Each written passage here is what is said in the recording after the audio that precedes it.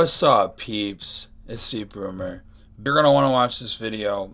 This one is some spice. When I create tunes, I pretty much just load up Never Say Die real quick and I just listen to the tunes.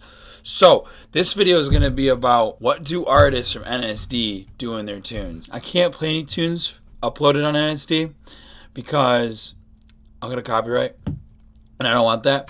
But I'm gonna show you what I've analyzed and what they do and how to make a tune on that pro level, how to make an NSD quality tune. Notice that a lot of Never Say Die artists do in the pre-drop is they'll always have things going on in the background like that, you know, to fill up the space. And they'll have some automation or a delay or maybe some, like, you know, granulizer effect on the vocal, so it kind of, so, you know, it makes it cooler to go into that. The next thing you want to start doing to your tunes to really level them up, before you go into your, you always want to have something that maybe is taking away from that, like, so a really good way is to maybe make this sound, right? Copy it and clone it, right? And then add it right here, add a different version of it, maybe change the waveform, maybe change the LFO a little bit, and put a granulizer or something on it. It just really helps when trying to go into that.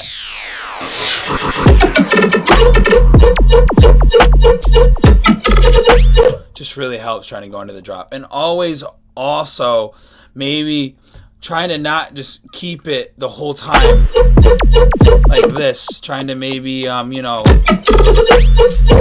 try to have some sounds that are interrupting that flow.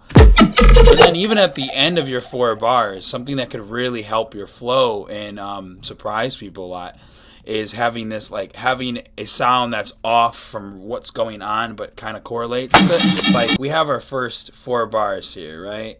And that sounds great and all, but the next 4 bars, I even change up the initial sound right here.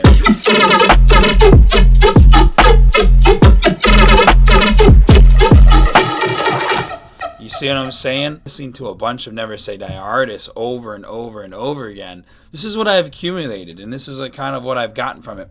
Another thing that you'd want to also do is add a ton of background stuff, like that. This is a filler for the background, and what it is really is just this, but a bunch of reverb on it, and just washed it out and then edited it out, and then I made this. So it automatically just fits in the background. Now, I didn't do too much background for this tune, but you guys get the point. So the next thing you want to do is, like, I'm going to keep on saying this over and over and over again. You really want to practice always changing up the sound. So maybe changing up the waveform. Changing up the waveform would do best with rhythm, but dubstep would be like changing up the rate and everything like that. But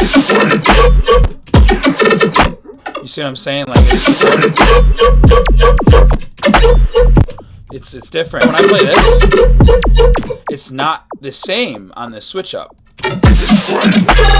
With digging your flows, I'm telling you right now, a way to fix that will be, like, after 16 bars, you really want to change up the waveform.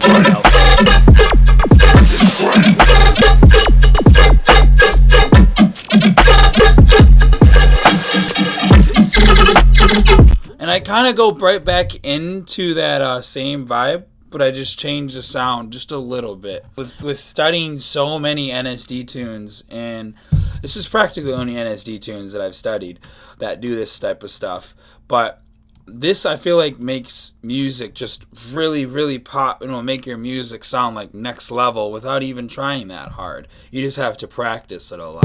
Another thing that will level up your tune a lot. So one thing I've noticed from a lot of artists, a lot of new artists, is you guys will take your first sound that you made on the first drop and you repeat it over here.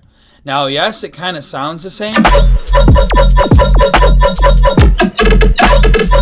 but it is totally different.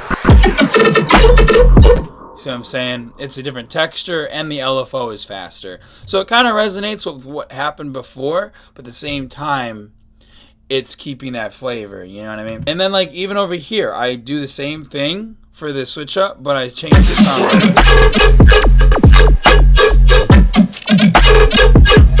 Just make sure you're always adding some sort of variation throughout.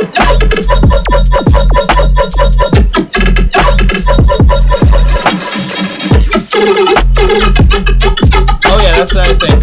So like even on this part, like I totally switch up the vibe from what even happened here, and that's gonna throw a bunch of people off, and they're gonna be like, whoa, this is sick, and they're gonna want to listen to it again because you did something different in the second part of the drop that was just maybe the same but just way different than the first part of the drop. It just adds more, you know. And yeah, it does take effort, but if once you do it more and more and more, you get the hang of a loop on this one. But that's so fine. It's fine, you know. It's kind of fun sometimes. You just gotta use a loop. I used a lo-fi loop, by the way. But I really hope this helps you, and I really hope this helps you level up to a pro level in that sense. So yeah, keep it up, boys. I got another video. I'll be trying to upload videos every other day at least. I'm gonna get back on it. I promise. And keep it up.